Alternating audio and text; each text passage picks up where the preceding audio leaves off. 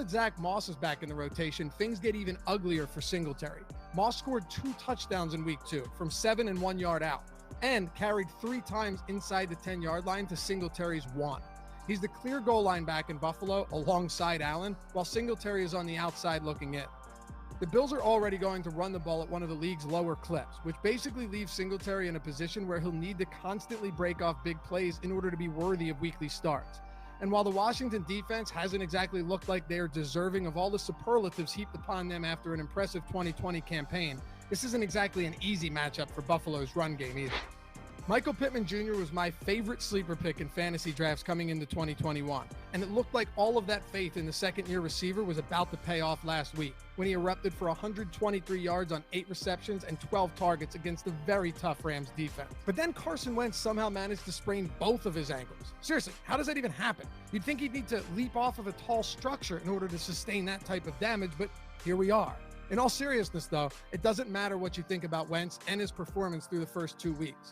He was still a massive upgrade from Jacob Eason, who will likely be thrust into action against the Titans. Sure, Eason shouldn't have been expected to excel against the Rams, coming in cold off the bench to attempt a heroic late-game comeback. But my expectations remain very low for a guy who's played 5 career snaps at the NFL level.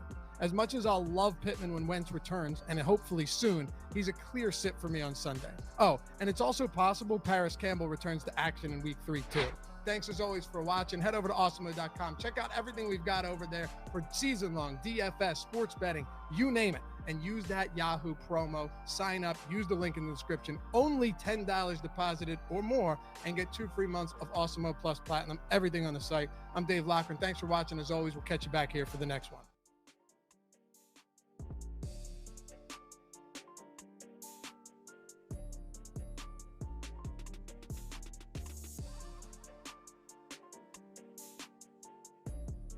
Fine.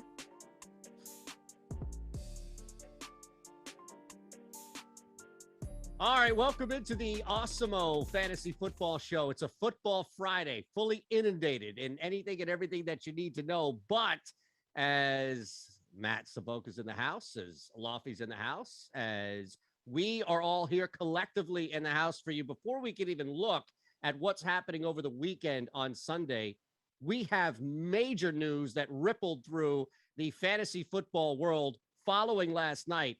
My goodness, Christian McCaffrey goes down. The betting world, the season-long, DFS, anything that had money surrounding Christian McCaffrey, gentlemen, cooked. Right? There you go. Yes, sorry about that. We had some noise in the background that I think only we could hear. Yes, yeah. Christian McCaffrey I thought that going was down. You guys just saying, "Shut up and get to me." No. No, it's Christian just terrible. McCaffrey, Matt, goes down. That's gigantic. I know, and then we have nothing to say about it. I'm sorry about that, Al. So yeah, that hop really concerned me. That little crow hop he had right before he bolted to the sideline. And a friend of mine and I were debating, did he get injured right before that hop and book it to the sidelines, or did he get injured on that little hop trying to make a move? We've certainly seen him trying to do that in the past. But the bottom line is we're looking at multiple weeks for Christian McCaffrey on the sideline, and it's just a worse NFL when he is not in the league. And it is next man up. Chuba Hubbard looks like he's gonna be playing here, but I think we're gonna have a timeshare. And for people who have fantasy rosters to manage, I think you're gonna be scrambling, but we'll try to give you some of the best options to look at going forward. Yeah, and I'll be honest, I'm tired of hearing like the whole injury proneness. I'm personally not someone that believes in injury. There are exceptions to the rule, of course. And after looking at McCaffrey last year, I think we're all just shaking our heads. It sucks. I mean, listen to this. September 20th, 2020, high ankle sprain, missed 6 games. Returns, I'm sure you guys remember, against Kansas City, huge game.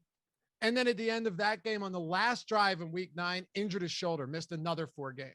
Then December 9th, his thigh tightened up ahead of the week 14 game. He missed 4 games and did not return. So, I mean, we only got, was it 2.5 games from McCaffrey last year, I think. And now these hamstring injuries with running backs, man, it sucks because they can linger. And that worries me. But he's supposed to miss a few weeks. I have him in a bunch of dynasty leagues.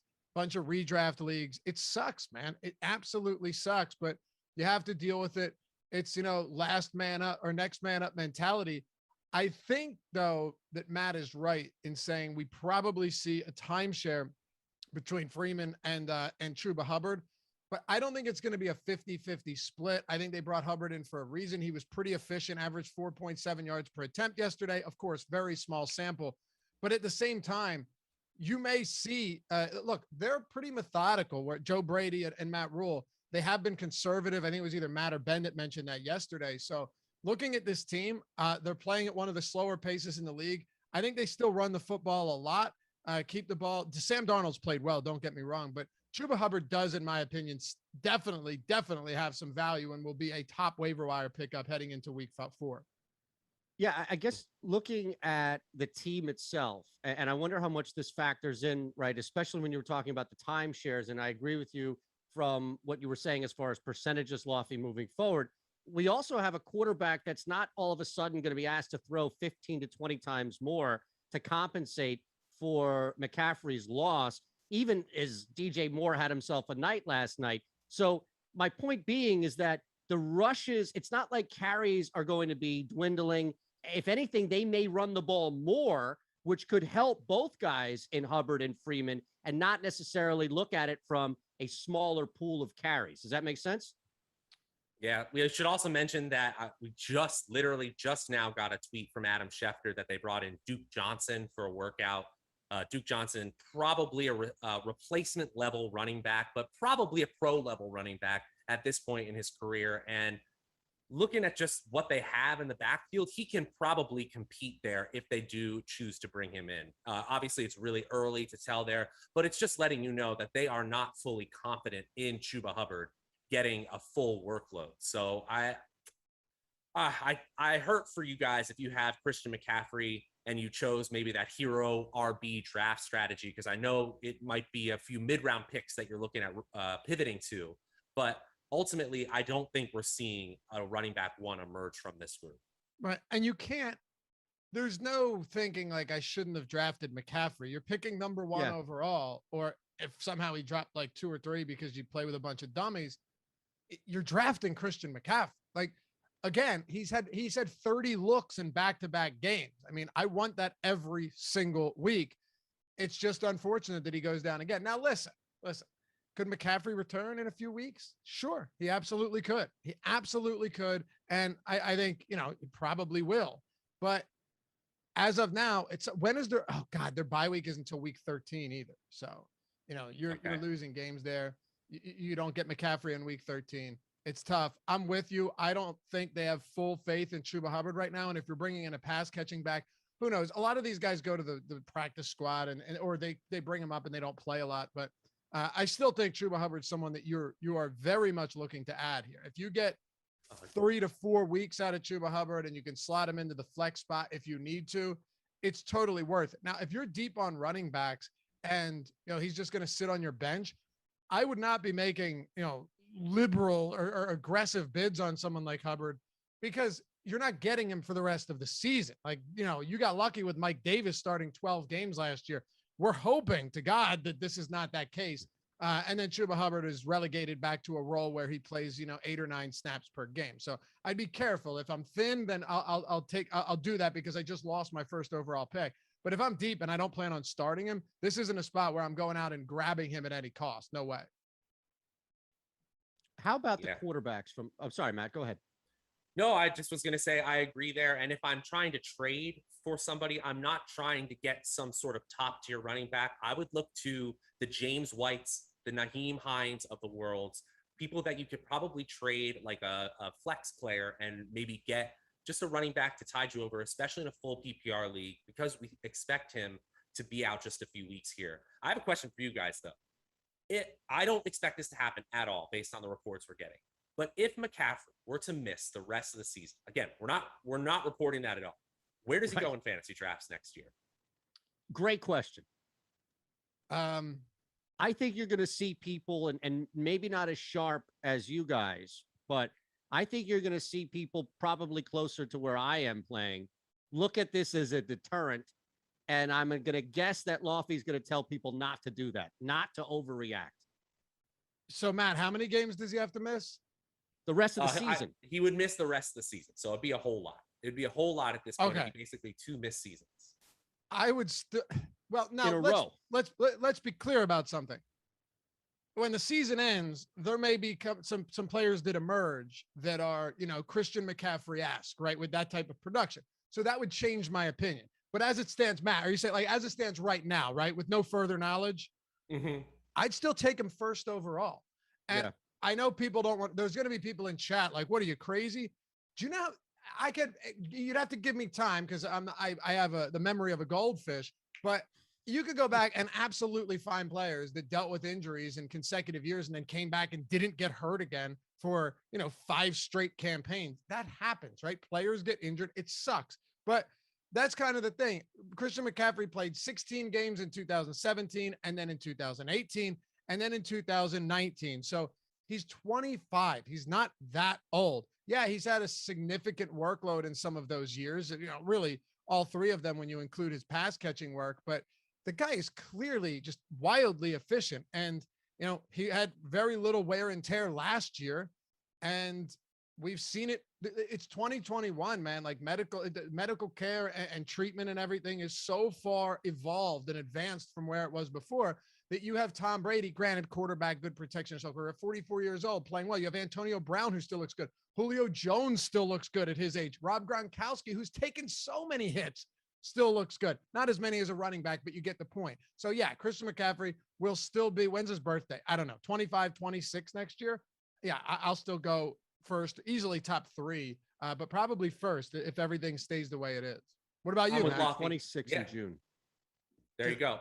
He's certainly in the conversation for 101. And here's the deal. We're not putting that bad juju out into the world. We think he's going to be back in a few weeks. We think he's going to be dominated again in a few weeks. But I think it's just to talk about the value of that much reception workload that Christian McCaffrey offers when healthy in fantasy football. We're still not getting away from it because even in just these 2 short weeks, we saw what he's capable of from a floor and ceiling standpoint.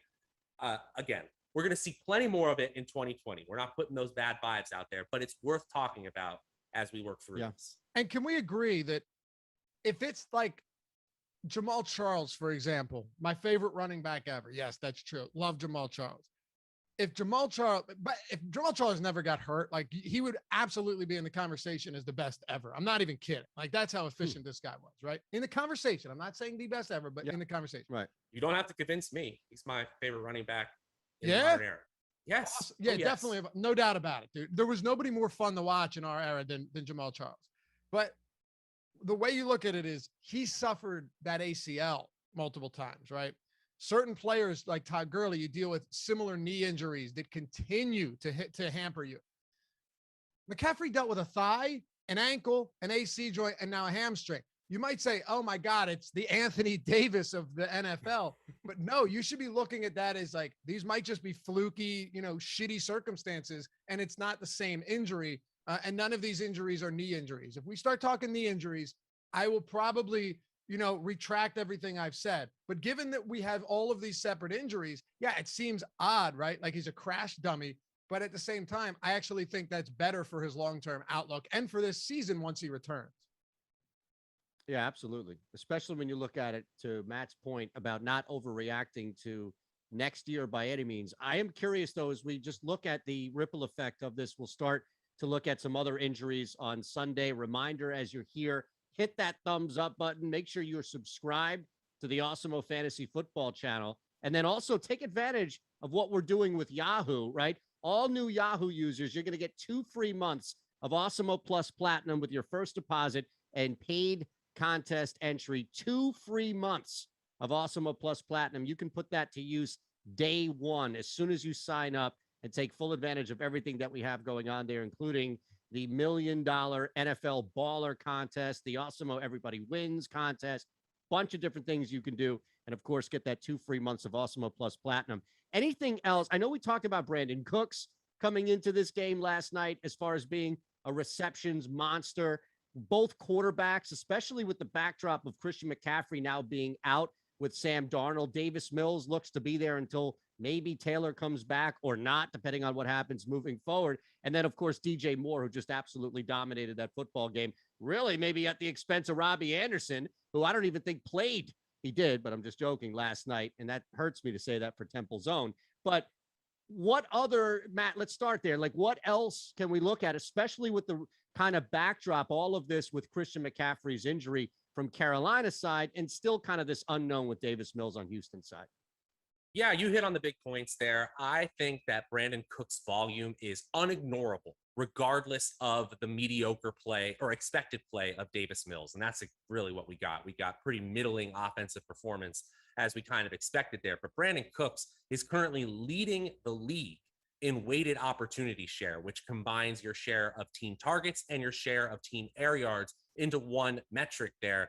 And again, the second most impressive player from that game last night, DJ Moore, who currently ranks 7th in that same metric among all wide receivers, tight ends, and running backs. These are players who are getting a huge percentage of their team's overall passing opportunity. And for Carolina's side, it is at the expense of Robbie Anderson and Terrace Marshall. What's funny is if you weren't watching the game and you were just watching sports Twitter talk about the game, it was full of people tilting on the fact that Robbie Anderson and Terrace Marshall specifically were apparently wide open all game, and Darnold wasn't hitting it. And now, one thing I will say is that I think there is some fair criticism on Sam Darnold, where he's essentially going to his first read quite often. But that if it works. Yeah, exactly. Right. His first read so far has been Christian McCaffrey or DJ Moore, who tend to make things happen. Now, I just think it's inevitable that without McCaffrey in the lineup, things like the play action pass, people don't bite on it just as hard.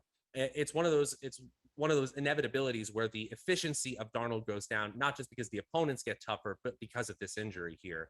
But at the same time, it's completely, I mean, DJ Moore is turning into the target monster we all thought Calvin Ridley would be. Remember, they're the same draft year to start the season.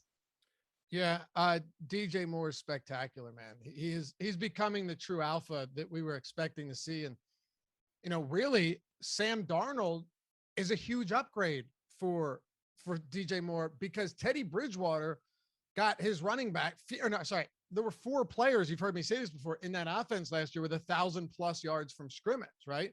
Curtis Samuel, Mike Davis, DJ Moore, and Robbie Anderson. Robbie Anderson saw a ton of targets last season.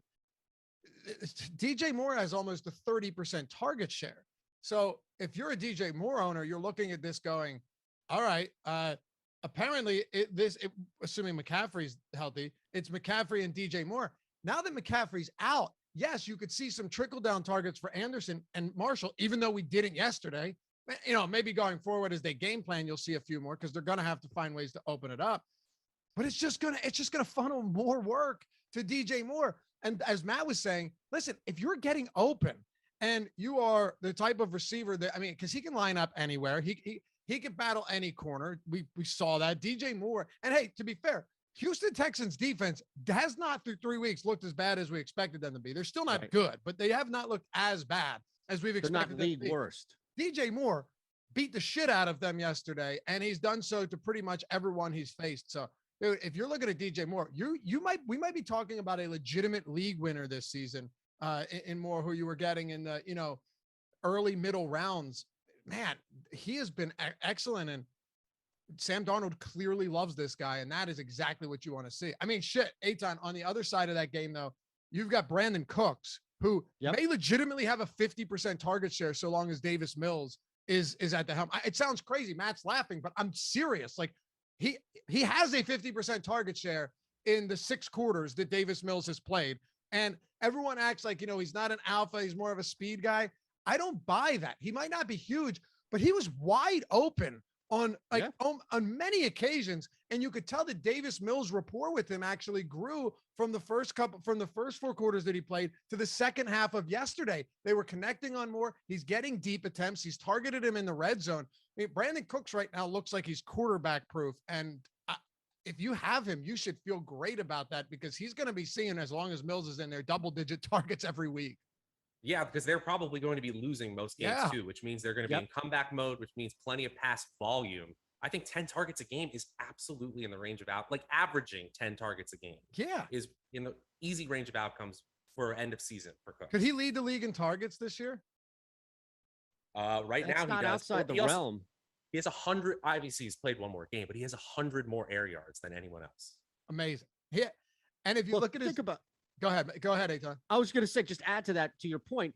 Think even in that 2-minute drill that we saw where the Texans get the touchdown, Brandon Cooks is instrumental in that drive. So even in the small remote chance that Houston is up or that Houston is competent on offense, what's the percentage that Brandon Cooks was not involved in that? 3, 4, 5%, right? So Cooks is basically bulletproof the entire time. Yep.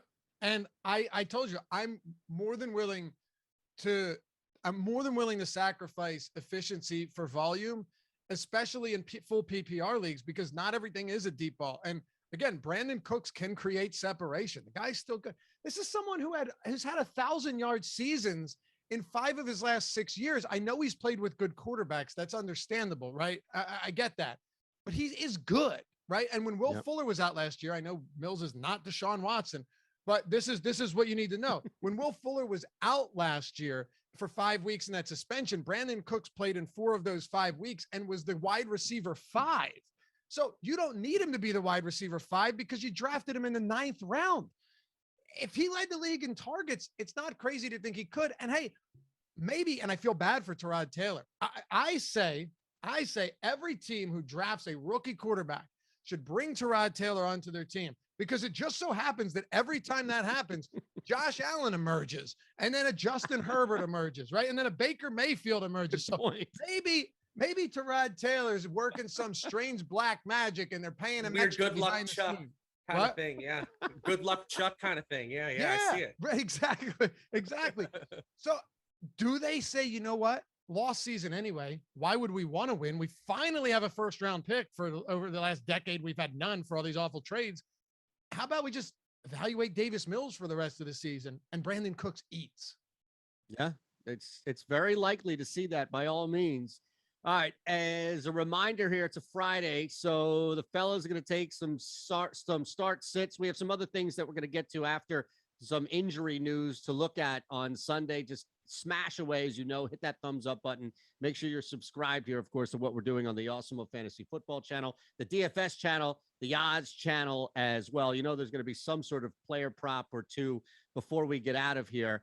And looking at, I think, the injuries, we can start with Odell Beckham because it's twofold. It's Jarvis Landry is out. Beckham makes the season debut.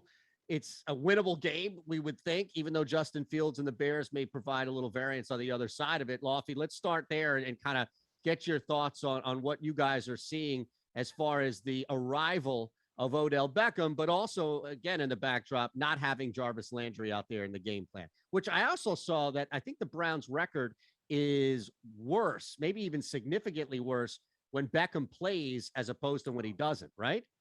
That's nonsense. Look at that. Here's the thing, though. That's probably accurate, but Odell Beckham missed the second half of last season when the Browns finally became kind of good, right? So I don't, that means nothing at all to me. Jarvis, listen, it's like, oh yeah, Jarvis Landry's 7 for 48 is really, really propelling them to wins. Nah, I don't buy it. Matt and I talked about it on the matchup show yesterday. If you play DFS, please check that out over at our main channel. It's the best show you're going to find for DFS. I believe so. But Odell Beckham, if he's healthy, and that's still a big if, but he was a full go at practice. He has no injury designation, and there's nothing to suggest right now, at least, that he's going to be limited. If he's healthy, dude, I'd rather have him than most other receivers in the league, right? There's a lot of receivers. I say most, not all of them, of course, but most. And Baker Mayfield loves targeting him deep. No, I don't think a field stretcher who is also used everywhere that can do pretty much anything, again, when healthy, is a detriment to the team. No way at all.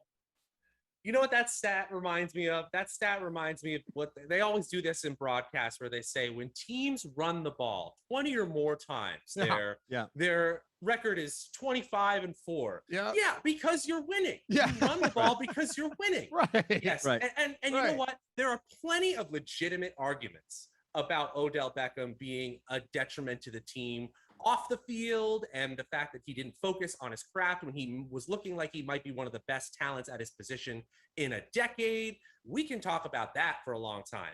But the idea that he doesn't make an offense better, that's ludicrous. That's ludicrous. He can take the top off of defense. Also, there was a period of time, like a 4-year period of time, where his yak, his yards after catch on touchdowns, was like 400 yards of yak more than the rest of the league. His ability to break one tackle and be gone was unparalleled for a period of time. And I'm not saying we're seeing a return to 2015 Odell Beckham. I'm not saying that. But I am saying we are looking at an offense that has so far struggled to find any sort of identity outside of Nick Chubb and Kareem Hunt. They've thrown targets to 11 different receivers. No player on this team has more than 8 targets. Clearly, they could use an alpha receiver. So if you're saying I could have Odell Beckham or not have Odell Beckham, the answer is extremely clear, regardless of the talent around me. I think you could see a huge breakout for Beckham. I truly do, especially, we're seeing reports that are a little bit rosy right now, saying he's had a great week of practice now. I don't believe he's 100%, but I do believe that he's much better in terms of health than if he had tried to tough out the first 2 weeks of the season. And they really need him now with Landry out. And by the way, over that span you were discussing, that 4-year span, I'm pretty sure he averaged like 100 yards and a touchdown in the games he's played from start to finish. This is the same thing as Julio Jones. He gets hurt sometimes. When he's not hurt, he's tremendous. Yeah. Here's the one question I have about the game plan. And look, a lot of this depends on how much they're up, and I recognize that. But how is there a trickle-down effect, or is there a concern that there won't be as many targets and that there may not be as many rushing attempts for a team that's trying to implement Odell, and rightfully so, into the offense, and maybe allow a little more, as much as he may have a big game, not to Nick Chubb's standpoint, but does that take targets away now from Kareem Hunt? Does that take a carry or two away from a secondary back or somebody else on the field who would be targeted with Beckham on the field? No, they already weren't targeting consistently Donovan Peoples-Jones, who was out there but not getting targets. Anthony Schwartz saw targets in one game, and the next game was irrelevant. The tight ends are already going to get, scarce work, and they'll split it anyway. And this team is built to run, so they're going to run. And the notion that Kareem Hunt is this elite pass catching back, in terms of skill, yes. In terms of volume, absolutely not. He averaged 3.5 targets per game last year. That's fine, but that's no McCaffrey level, right? That's no McKissick or Hines level.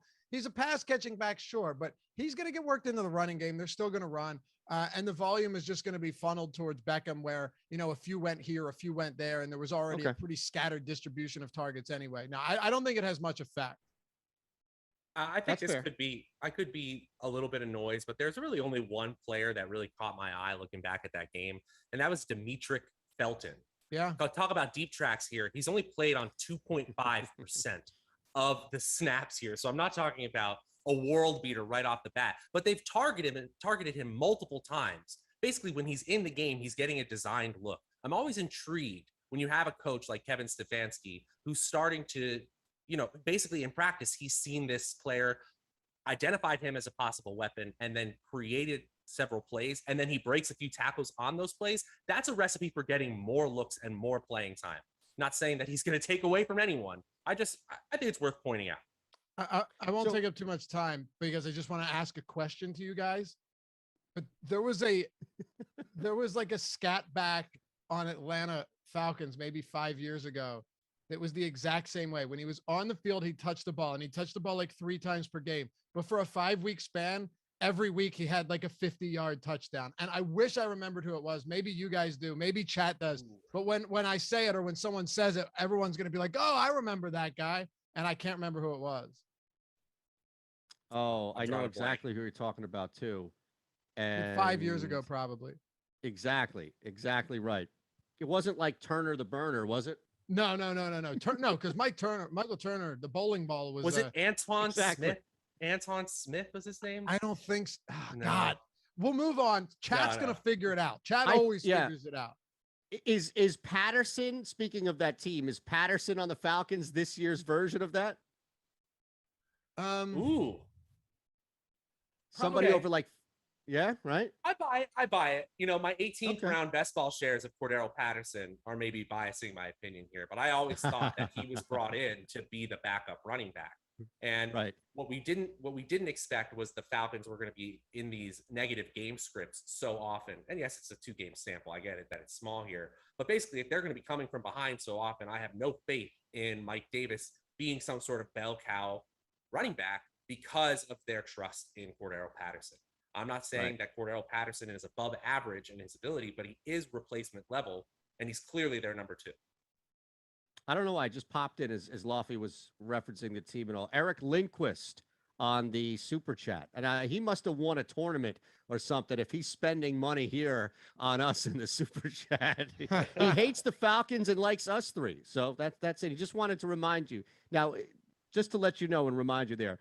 Speaking of running backs, though, we'll keep it moving here and get to some start sits on the chat. We also are getting to the point of the season where we have a couple of trades that people like to bounce off of us. But let's look at a couple of running backs. And Dalvin Cook clearly playing through injury. Josh Jacobs is now back, at least expected, right? So let's start with you, Matt, and kind of get your point of view on what to do. Dalvin Cook's been playing through everything, doesn't really look as far as banged up. And then Jacobs now looks to be returning to the Raiders this week. If Dalvin Cook is on your team and he is active, you play him. I am okay being wrong with Dalvin Cook in some sort of questionable status. He has not been as productive when he has the questionable tag, but that's really a generalization we can make about the entire running back position. So that's not Dalvin Cook specific, and he's not injury prone. We just went through this whole diatribe with Christian McCaffrey, but if he's in, you play him. With Josh Jacobs, it's a little bit of a different story. The one thing that really concerns me is that Kenyon Drake was in at the goal line last week and not Peyton Barber, which makes a player like Peyton Barber, who might be the direct backup of Josh Jacobs, at least in the Raiders' minds, basically useless. If he's not being used in the the receiving game, and he's not being used at the goal line, I don't want any part of you in fantasy football. But we have seen Jacobs break off a few nice runs, and he's probably going to be used in the goal line more often. Boy, I'm not sure. I would be trading away Josh Jacobs if someone is going to pay RB2 value for him. Sorry, I was trying to find that Falcons running back. Ito Smith? No, Chris no, is no, even no, putting no. it in the chat here. No, that wasn't Ito Google Smith. small running backs Atlanta Falcons, right? Yeah, I'm never gonna remember it. Warwick Dunn. No, I know. No, this is only like a handful of years ago. What was the question? Are we starting Josh Jacobs? Gee, yeah, just give us your thoughts on Josh Jacobs. That's it. I want He nothing to do abandoned the with show for this trivia question. Seriously, you can't even come back. This is going to be driving you nuts all day. Oh yeah, it is. Absolutely. I want nothing to do with him. Look, there's Kenyon Drake's. They gave Kenyon Drake a $10 million contract. It's not like he can't be involved and isn't going to be involved. And then Peyton Barber and Josh Jacobs, not healthy. There's just, I don't know. I'm good here, honestly. First of all, with Josh Jacobs, you don't even expect him to play, right? He hasn't practicing. So if he's out another week and Kenyon Drake continues to play well, I think when he returns anyway, you're going to see Drake get most of the passing down work, and he'll get some reps in the run game. So no, is the question, do I think Josh Jacobs is going to, I don't know, move on, because Josh Jacobs. Jacquizz Rodgers. Is that him? It wasn't Rodgers. No. Okay. I feel like instead of threading some start sit questions, and we could just keep threading suggestions of who this running back's going to be. All right. Matt says it was Eytan Smith. I'm looking this up. Hold on. Matt gave you him. Keep going here. Keep going. Okay, Carson Wentz. It's right now. Do you even want to like keep your screen on, or do you want to just put like a picture? Yeah, do you need a minute? No. You're up. You're up. This is great. All right, let's look at Carson Wentz. My goodness, the 2 sprained ankles. I mean, I just don't even know what's going on here. It looks like after today, he's got a legit shot at playing despite missing practice all week. So, Matt, because I guess we have to look at the possibility of him playing and what that means on the 2 bad ankles. I mean, even with 2 good ankles, I don't know how confident you are with Carson Wentz. Now you add both of the banged up ankles here. You touching them at all? I really hope I don't have to start Carson Wentz in fantasy football this week. The bottom line is the Tennessee Titans defense has not been overly impressive over the course of the first 2 weeks. It's definitely their weakest part of their roster. But at the same time, an injured quarterback on a low volume offense that has underperformed, particularly in the red zone, that's not really someone I'm super excited about starting. That said, for the rest of the Colts skill position players, this is a huge boost, even assuming Carson Wentz is remotely capable of standing on both of those sprained ankles for these 4 quarters this Sunday. You got to give a boost to Michael Pittman. At least think that Jonathan Taylor can get similar expected fantasy points. This is something Dave and I talked about in our matchup show on the DFS channel yesterday. Jonathan Taylor is one of the most impressive backs from a volume standpoint and an opportunity standpoint, but from an efficiency standpoint, there has been a whole lot lacking there. So one of the ways I could absolutely see this game going is the exact same way it would have gone if Brett Hundley or Jacob Eason were at the helm, and because Carson Wentz just simply shouldn't be out there. That is absolutely possible. Yeah. But if he is, the projections for the other players can at least boost a little bit. I'm with you. The whole double sprained ankle things, I'm serious. There wasn't even a small part of me that thought he was going to have a chance to play this week. Honestly, right. Like I thought Carson Wentz was absolutely out.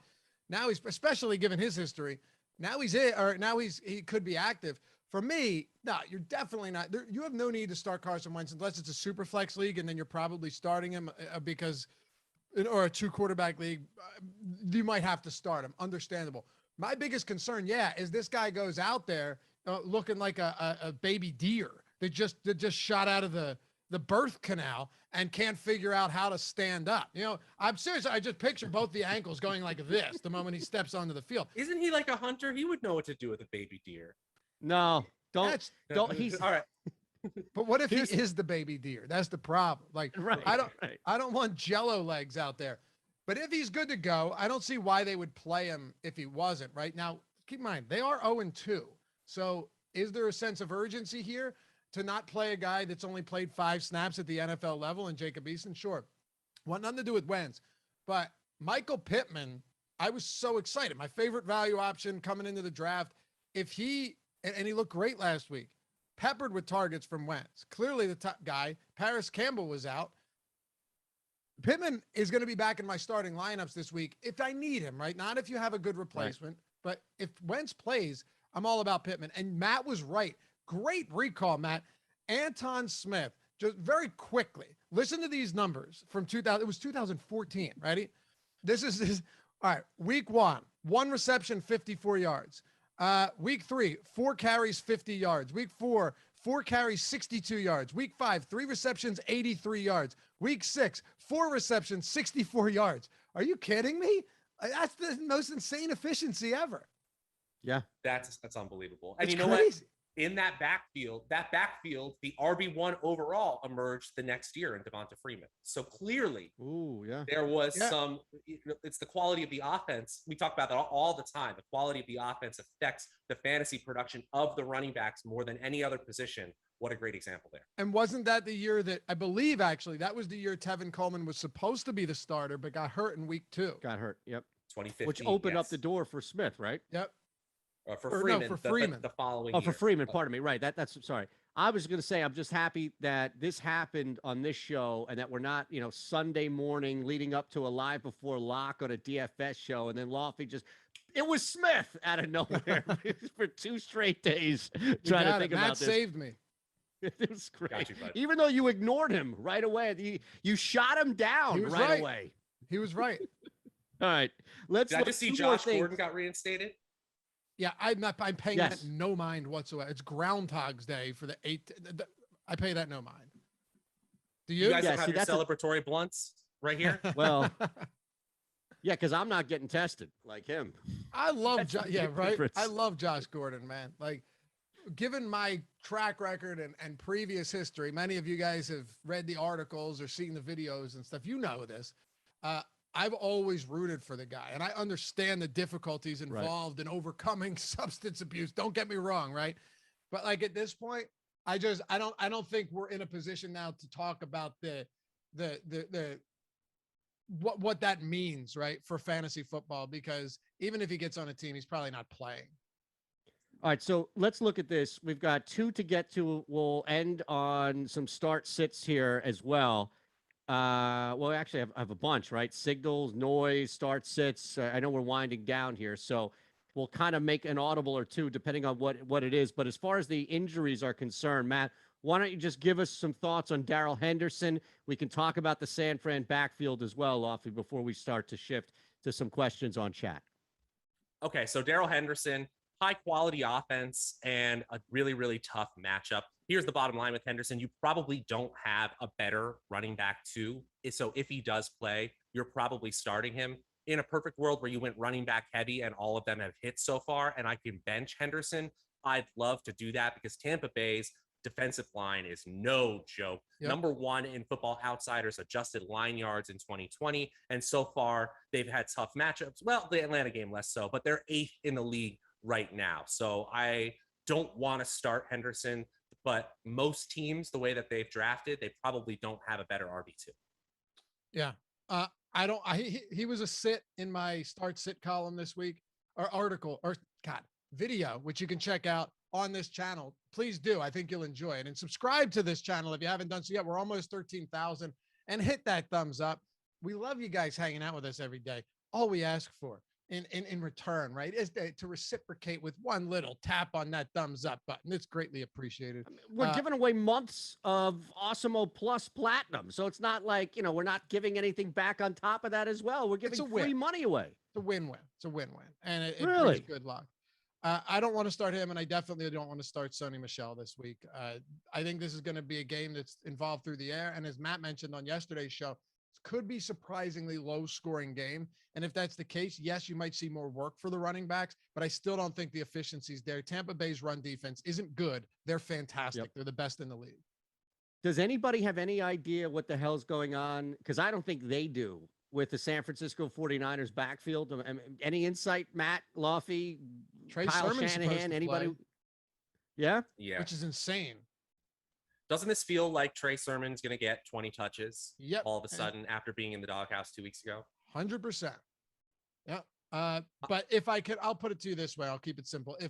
If I can avoid this San Francisco run game this week, I would very much prefer to avoid this San Francisco run game this week. Yeah. Look, I just want to I want to shout out Jacques Patrick, just because, you probably haven't heard of him.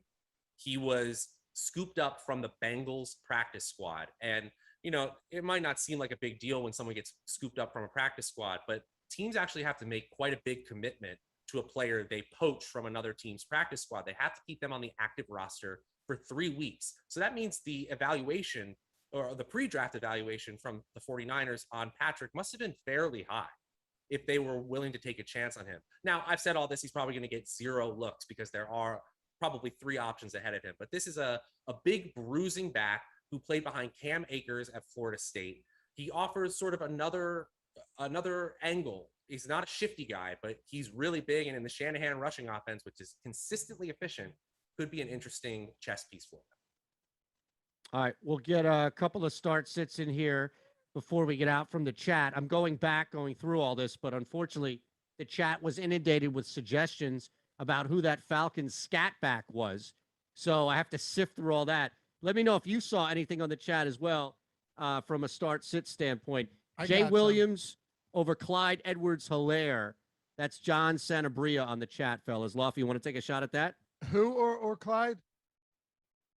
It's probably Jamal Williams, yeah. I'm sorry, I just lost or it. Javonte. Yes, Jamal Williams. Wait, is it Jamal or Javonte? It's Jamal? No, I think it's... Wait, Matt, I think you were right. Javonte, right? If it's Jamal Williams or Clyde Edwards-Helaire, I'm playing Clyde Edwards-Helaire. If it's Javonte Williams or Clyde Edwards-Helaire, that gets a little bit dicier. And I'd probably go Williams, but man, that's very, very close for me.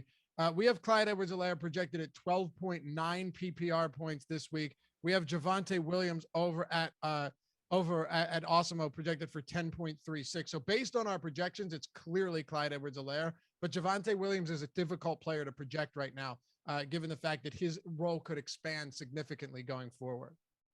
Yeah, you got to go with Clyde Edwards-Helaire, and it might come back to burn you because he really just hasn't been utilized the way we would love to see him in this high efficiency Chiefs offense. But if you're just looking at projections, it's definitely CEH.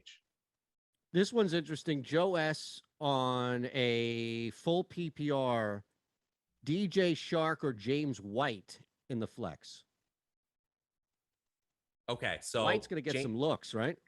Yeah, and the defensive line for New Orleans hasn't been quite as effective as it was last season, where they were ranked right there with Tampa Bay as one of the most effective against running backs, but they're still quite a good defensive line here. And I don't feel good if I'm starting Damian Harris, even if I do feel like he's going to get a touch share. And James White was more involved than Damian Harris last week, including at the goal line.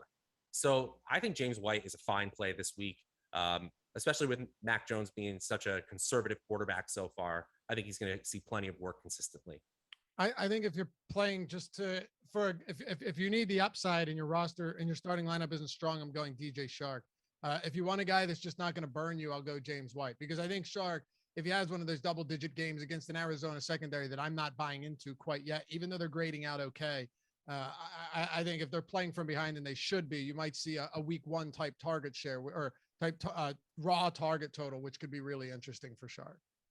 We haven't brought up Saquon Barkley, and Bid M on the chat if we're all in on Barkley and kind of what to do with Saquon Barkley, the 10 days rest, kind of the anticipation that things are moving somewhat of an upward trajectory. Matt, you all in as Bid MS on Barkley this week? I'm not all in, but I want to be. I love the talent. I'm hoping that we saw him break essentially one run that sort of for a moment felt like he was back. But ultimately, it really comes down to the Giants offensively taking care of business against a defense that they should be able to execute their offense. I'm not saying Jason Garrett's offensive scheme is anywhere near above average, but it really comes down to, is this game plan going to be good enough to beat the bad Atlanta defense? I think the answer is yes, but I can't say I'm all in. But Matt, think about this for a second. He played 84% of snaps on 3 days rest. You probably drafted this guy in the late first. Maybe you got lucky and you drafted him in the early second. So he's clearly one of your highest drafted picks if you're talking redraft. So I don't think all in is the right word to use in terms of questioning whether you're all in. It's like, do I start him because I drafted him as my first or second pick? Yeah, you have to start him, because who are you starting ahead of him in what should be a very favorable game script and a guy who's on a lot of reds? Like I don't, all in is just a weird phrase to use in the question. Do you play him? Yeah. I don't know. I don't really see many alternatives. Right. Like what I'm saying is I'm not going to stand here and say he for sure is a top 12 flex option. Of all the skill players in all the game environments, Saquon Barkley is a number one option. But of course he's in the top 36, top 40. Yeah. I'm with you there. So, yeah, I agree. And I think that's definitely something to look at here. I just want to get some more on the start sits. This is a trade that we can look at as far as whether or not the trade was won. Traded Jalen Hurts for Allen Robinson. Good trade. Are you worried about Robinson this year? He got Allen Robinson for Jalen Hurts? Yes, he traded Jalen Hurts away for Allen Robinson. Yeah, I don't care about quarterbacks. So, yeah, I mean, I know that Jalen Hurts is a running quarterback and he's going to be consistent, but you can find production elsewhere. And, yeah, I will take Allen Robinson all day over Jalen Hurts, yes. Wouldn't That's this pretty be surprising. Assuming a normal one quarterback league with typical scoring here, wouldn't you basically 2 weeks ago have been trading a 9th or 10th round pick in Jalen Hurts for a 3rd round pick in Allen Robinson? Wouldn't you do that all day? Every single day of the week. Yeah. I know Hurts has played well, but Allen Robinson hasn't been bad. And Dave, we said this yesterday. If Allen Robinson catches that long touchdown from Justin Fields, his whole perception about his whole season is different. That's football. Like, that's football in the sense that if one play can make the difference for an entire stat line.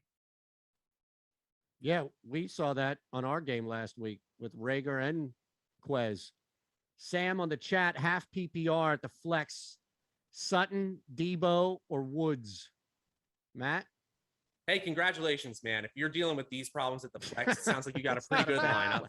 Right. I'm gonna go with Debo Samuel just because of his consistent workload. He is the number one option in that San Francisco offense so far this year. Certainly Jimmy Garoppolo's favorite. And the Green Bay Packers defense has been susceptible. And what's great about with games against the Packers is, unless you're talking about week 1, that offense is usually showing up, which means plenty of points that your offense needs to score. And I think San Francisco is going to have to abandon their rush first game plan and be passing plenty to Debo. But boy, that's close. It is. And we all know Jair Alexander's good, and I love Cortland Sutton. Is Alexander? He's active, right? He's playing, right? Yeah, but I'm not seeing them execute with Debo as a primary outside corner. I'm not worried about shadow coverage. I'm just saying, all I was saying is like on those snaps, it could be difficult, but I'm not worried about it. I love Cortland Sutton. I think he's going to have an amazing year, but I would go with Debo too. He's the clear number one in this offense right now, and it's evident. So go with the guy that's been a top 5 fantasy receiver thus far. Even though I like Woods and I like Sutton, I don't think you make a wrong decision here, to be honest with you. All right, let me hit you with this. And for full disclosure, I'm mining both of you in a league that you don't play in. So don't worry about who I'm playing or who I'm taking on, anything along those lines. In fact, it's probably somebody you know in the Awesemo C League. But I have 3 running backs, and I don't want to play Antonio Gibson. I do not want to play Antonio Gibson against this matchup. I have Myles Gaskin and Devin Singletary as other options. Am I going to be forced to play Antonio Gibson in this scenario, or is there another pathway? Not even close, right? You're saying, look at Matt. Okay, yes. Matt. I'm saying yes. I think it's Gibson all the way. It's not even that's what close. Loughy said. It's Gibson, and it's not even close, in my opinion. There you go. I'm just okay. Just wanted to throw it out there. Devin Singletary is the 3rd goal line back on his own team, behind Zach and behind Josh Allen. So, well, I just feel better about playing Gaskin, but not necessarily. Like if I had to play Singletary based off of what you guys would say, then I think I'd be fucked. At the helm.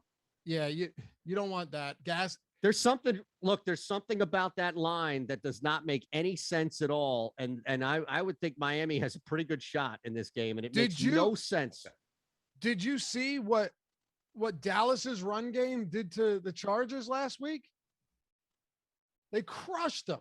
They executed well, and they were creative with Pollard and with Elliott. But now everyone's exaggerating again from this Gibson couple weeks. But he still has 33 carries in 2 games and 7 targets, which is much better than where he was last year. 25 total opportunities against the Chargers, and 97% snap share. All right. Week 2, a little bit of anomaly. That's why we throw it out there. You mean against any thoughts on the way out? Who? Against the Chargers. The Chargers. Who did? Gibson. Oh wait, hold on. My fault. I forgot they were facing Buffalo. I was thinking my fault. Right. I thought they were facing the Chargers this week. Yeah. No, that was last. Right. No, I think you still go with Gibson there. Yeah. At Draftaholic for Matt, at Loughy _D, at Shander Show. I got that right? Yeah, man. Okay. Oh yeah. that smile was like, nah, you didn't correctly pronounce it. I'm sorry, Matt. At Draftaholic, at Loughy _D, at Shander Show. Thanks to everybody out there for participating. Thanks to Chris for producing. Hit that thumbs up button on your way out if you haven't already. And my goodness, subscribe to the channel and take advantage of this Yahoo promo that we have. 2 free months of Awesemo Plus Platinum with your first deposit and paid contest entry. Have a great night, a great weekend. You're fully prepared. Good luck. Links in the description below. Thank you. Gotcha.